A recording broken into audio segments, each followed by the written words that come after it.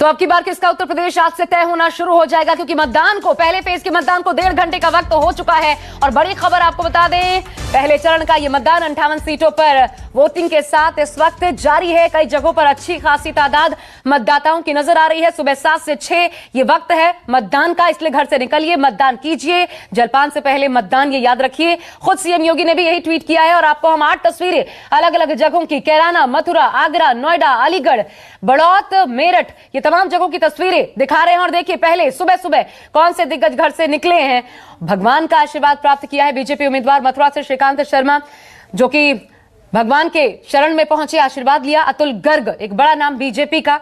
इसके अलावा बेबी रानी मौर्य, उत्तराखंड की पूर्व राज्यपाल, इस बार चुनावी मैदान में ताल ठोक रही हैं। आगरा से संगीत सोम भी, हालांकि संगीत सोम के साथ छवि के बिल्कुल विपरीत संगीत सोम का बयान सामने आया कि विकास के नाम पर वोट दीजिए। और अब हमारे साथ कुछ और जगहों से हमारे संवाददाता जुड़ चुके हैं। मेरे साथ देखिए, पहले तो स्क्रीन पर नजर डालिए, प्रशांत देव हमारे साथ जुड़ेंगे। लेकिन प्रशांत के अलावा प्रशांत गुप्ता इस वक्त आपको दिखाई दे रहे हैं, जेवर से हमारे साथ मौजूद है। राजीव रंजन सिंह हमारे साथ सरधना से, विनय सिंह मुजफ्फरनगर से हमारे साथ जुड़ चुके हैं, संजीव त्रिवेदी भी हमारे साथ लगातार बने हुए हैं। पहले मैं अब विनय सिंह का रुख करना चाहूंगी। एक और नई तस्वीर हमारे पास आई है। विनय, आप ही के पास आते हुए, मुजफ्फरनगर की किस सीट पर कौन से हाई प्रोफाइल कैंडिडेट्स यहां पर मौजूद है, वहां की तस्वीर दिखाइए, बताइए। मैं मुजफ्फरनगर की सबसे हाई प्रोफाइल गांव में, जो कि केंद्रीय राज्य मंत्री संजीव बालियान का गांव है, और कुटबी इस गांव का नाम है, और चरथावल जो है विधानसभा क्षेत्र यहाँ ये पड़ती है। बीजेपी से यहाँ पर सपना कश्यप और सपा से पंकज मलिक, इन दोनों के बीच कड़ा मुकाबला है। मैंने अभी कुछ देर पहले लोगों से बात करने की कोशिश भी की, तो लोगों के बीच में कहीं ना कहीं अंडर करंट एक बह रहा है कि जिसमें लोग खुलकर नहीं बता रहे हैं, लेकिन कहीं ना कहीं दबी जुबान से ये बता रहे हैं कि हाँ, संजीव बालियान जी का गांव है तो हमको उस चीज का प्रभाव भी पड़ेगा। साथ साथ में ये भी कह देते हैं कि हाँ, सारे फसल खा गए, जो आवारा पशु हैं सारी फसल खा गए। मैं आपको पीछे दिखा दूं, थोड़ी देर में यहाँ पर लोग आना शुरू हो गए हैं। अभी संजीव बालियान के भाई जो हैं वो यहाँ से अभी थोड़ी देर पहले वोट करके गए हैं, और बाकी अभी शुरुआत जो है बुजुर्ग और महिलाएं ज्यादा नजर आ रही हैं। यहाँ पर लोग आ भी रहे हैं। ताऊ जी राम राम। गे रहा है वोट? गेरिया जी हैं, गेरिया। किन मुद्दों को लेकर सोचा है इस बार वोट? अजी नहीं बताते। अच्छा, बताते नहीं। ताऊ जी ठीक है, आप ठीक है ताऊ जी? हाँ जी, हाँ ठीक है।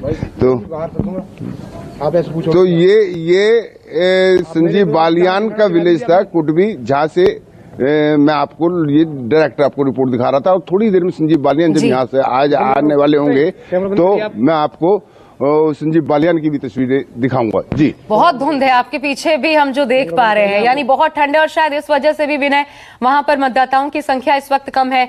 यही हाल लगातार हमारे साथ राजीव रंजन बने हुए हैं, और सरधना से इस वक्त मौजूद है, वहां पे अब भी ये हाल है। उसका सीधा वोटिंग पर असर पड़ रहा है, लेकिन दिन बढ़ने के साथ उम्मीद की जानी चाहिए थोड़ा धूप खिले, मतदाताओं को राहत मिले, मतदाता घर से बाहर निकले। राजीव, आपके पास अब आते हुए मैं वही उसी सवाल को लेकर राजीव आपके पास आना चाहती हूं, जो इससे पहले, क्योंकि हमें दूसरी तस्वीर दिखानी थी। संगीत सोम की भी चलिए इस बीच बात कर लेते हैं। राजीव, संगीत सोम पिछले 2 कार्यकाल से लगातार जीत रहे हैं। संगीत सोम, जिनके साथ हिंदुत्व, जिनके साथ ध्रुवीकरण ऑटोमेटिकली नाम आते ही चस्पा हो जाता है, उन्होंने तमाम काम गिनवाए। कहा 2000 करोड़ का निवेश अकेले इस जिले में हुआ है। ये खुद को भी एक तरीके से क्रेडिट देते हैं। जमीन पर आप हैं राजीव, क्या देख पा रहे हैं इस काम को, जनता कितना मानती है?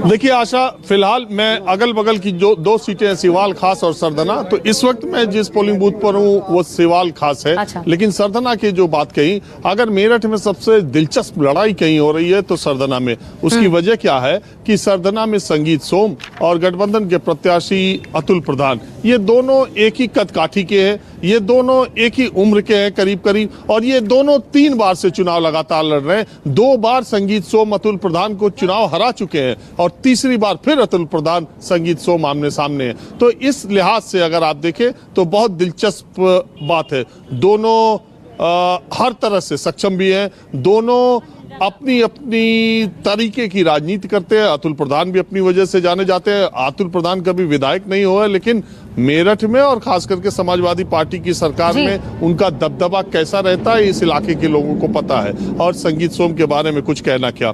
तो दिलचस्प लड़ाई सरदना की है। मैं सिवाल खास में हूँ, कुछ मतदाता पता नहीं क्या ऐसी बात है कि मेरठ और मुजफ्फरनगर में आज मौसम वक्त अब बहुत कम है, हमें ब्रेक पर भी जाना है। उससे पहले मेरे पास जितना वक्त है, इसलिए राजीव आप लगातार बात सुना ही रहे हैं, इस वक्त थोड़ा मुश्किल होगा। मैं संजीव त्रिवेदी का रुख करना चाहूंगी। सीधा संजीव, आपके पास आते हुए क्या अपडेट, अभी तक कितना मतदान वहां पर?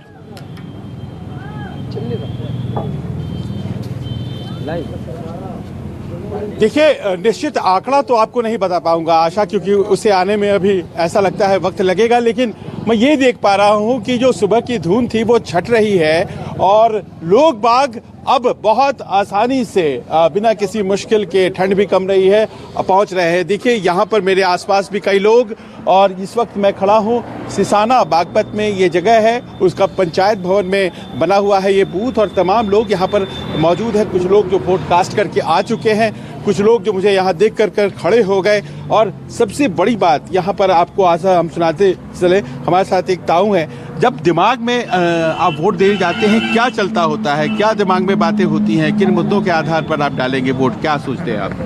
वो मुद्दे तो बाद में है, पहले तो हमें स्वाभिमान से जीने के लिए जो है ना, जो शासन में हमें मिलना चाहिए आत्मबल के लिए, उस पर सोचना है। और विकास के लिए जो है शिक्षा है, सड़कें हैं, हॉस्पिटल है। पर ये जाटलैंड है और कहा जाता है जाटलैंड में बहुत परीक्षा है इस बार ये परीक्षा है।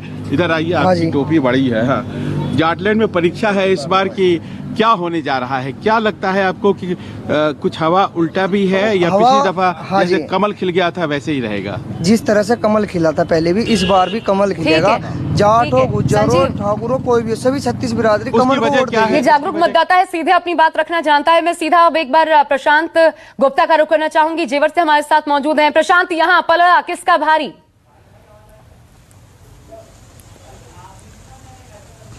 देखिए, मैं आपको बात बताऊं तो ये जेवर विधानसभा जो है वो इस समय बीजेपी का कब्जा है और इससे तो यहाँ पे लगातार 3 बार बीएसपी का कब्जा रहा था। और यहाँ पे इस बार मुकाबला दिलचस्प है क्योंकि ठोकर धीरेन्द्र सिंह के खिलाफ में बीएसपी कैंडिडेट नरेंद्र भाटी डाडा खड़े हुए हैं। और वहीं पे अगर आप बात करेंगे तो सपा गठबंधन की तरफ से आरएलडी के चुनाव चिन्ह पर अवतार सिंह भडाना खड़े हुए हैं। अवतार सिंह भडाना जो गुजरों के एक बड़े नेता माने जाते हैं और पहले मुजफ्फरनगर के, माफ करिएगा, मीरापुर विधानसभा से वो विधायक थे, और लेकिन अब बीजेपी का दामन छोड़कर इस बार उन्होंने सपा आरएलडी का दामन थाम लिया है।